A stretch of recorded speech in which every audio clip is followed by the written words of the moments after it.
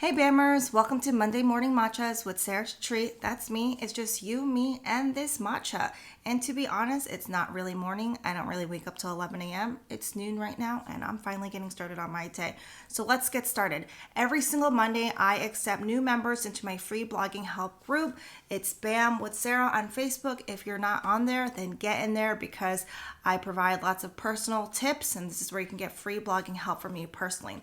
But one of the questions that I ask when people first join my group is what problems they already have with blogging or what problems they think they'll be having.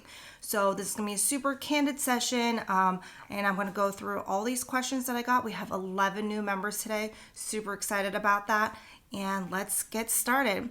All right, so a lot of people come to me right off the bat because they want to start a blog and they don't know where to start, and that's a super easy answer for you. I have a free blogging course.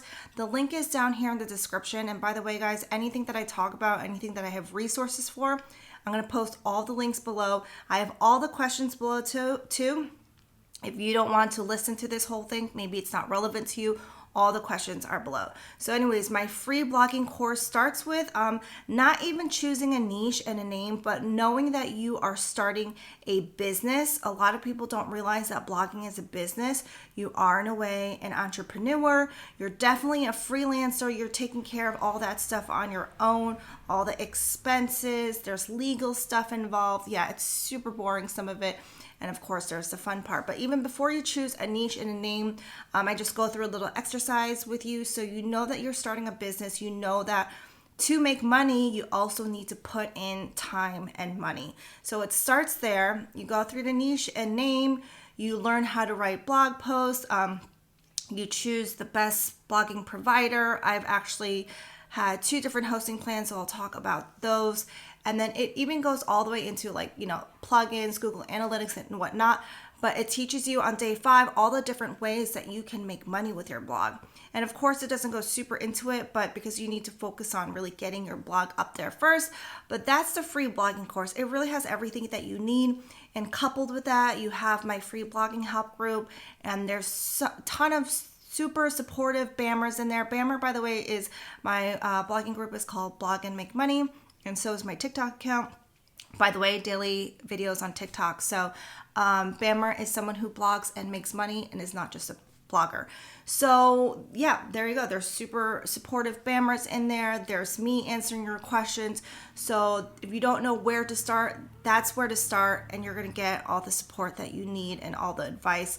By the way, I've been blogging now for 5 years. When I first started, I had no clue on what to do. I didn't really get to a point. I started making money about 3 months in, but didn't really get to a point where I was super happy with my blog until like my 2nd or 3rd year when I started learning SEO. And so I've pretty much taken all my experience and having to learn everything on my own, and I put it into that blogging course to get you started. So it should really have everything that you need. All right, next question. This is a huge one, getting viewers. Obviously, some people are even scared to start a blog, I've noticed, because they're worried that no one's going to read their blog. Well, you don't.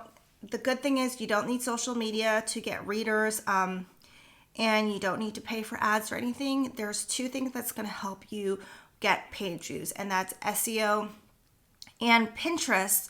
And SEO is something that I would actually focus on first. SEO means search engine optimization.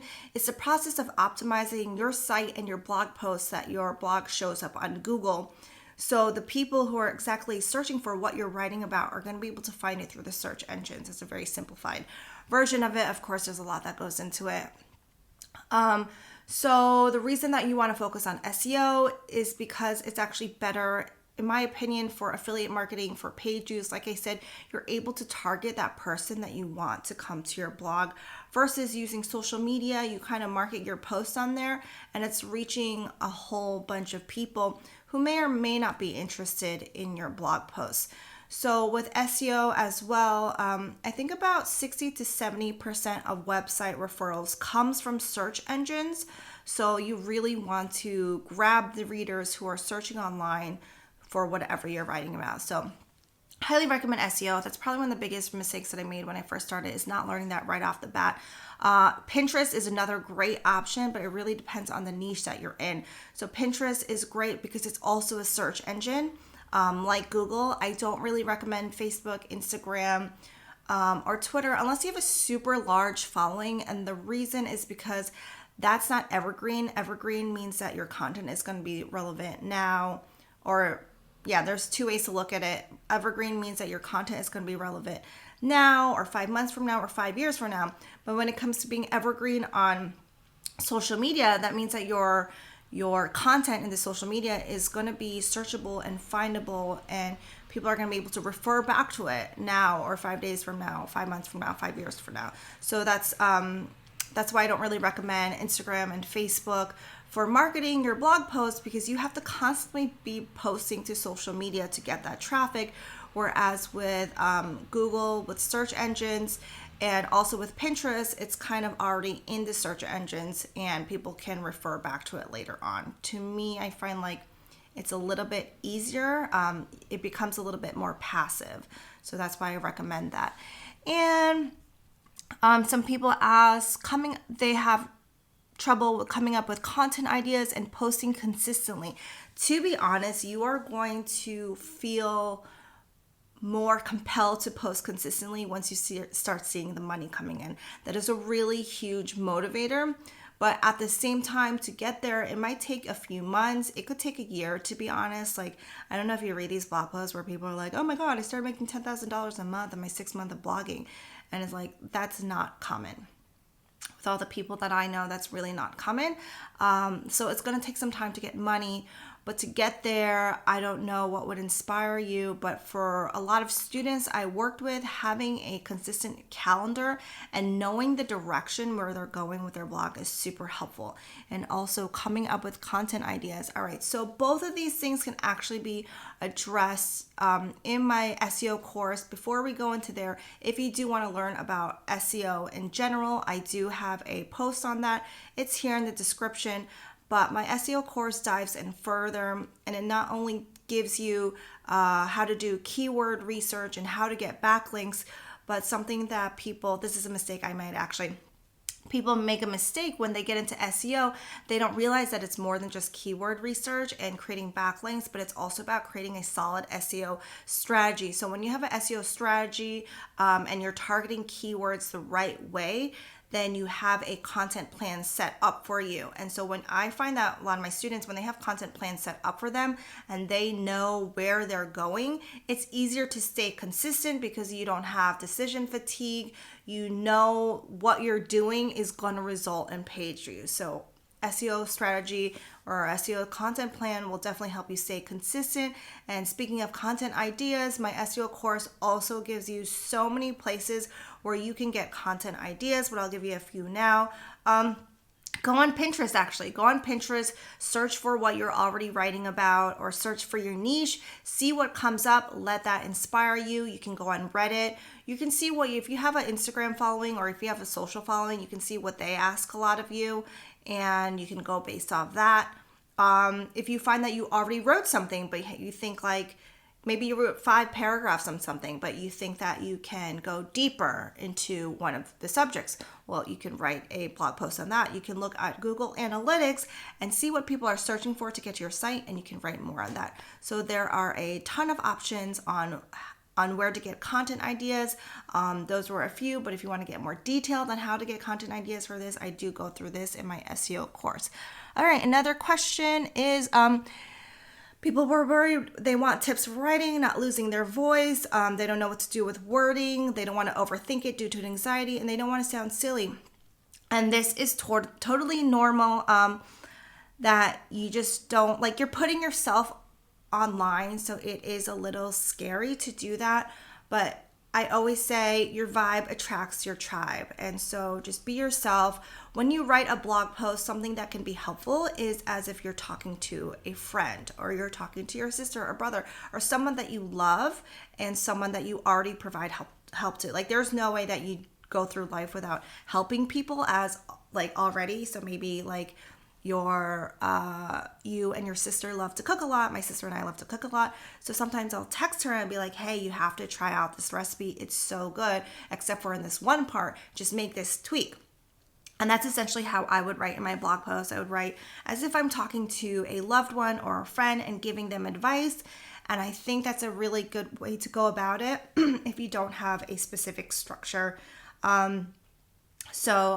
That depends on the blog that you're writing about, because I'm a little bit more personal.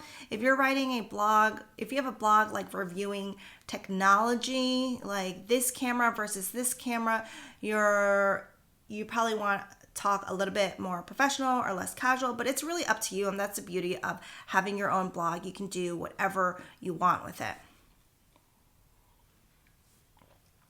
By the way, I've been drinking matcha. I have Crohn's disease, and I realized that coffee was triggering a flare-up.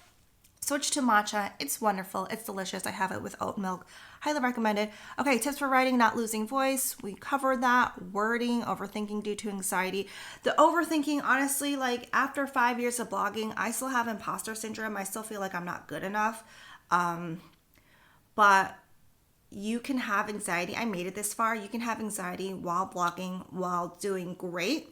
So don't feel like you should not have anxiety. Just like lean into it. Don't worry about it. Just be like, hey, what's up? It's there.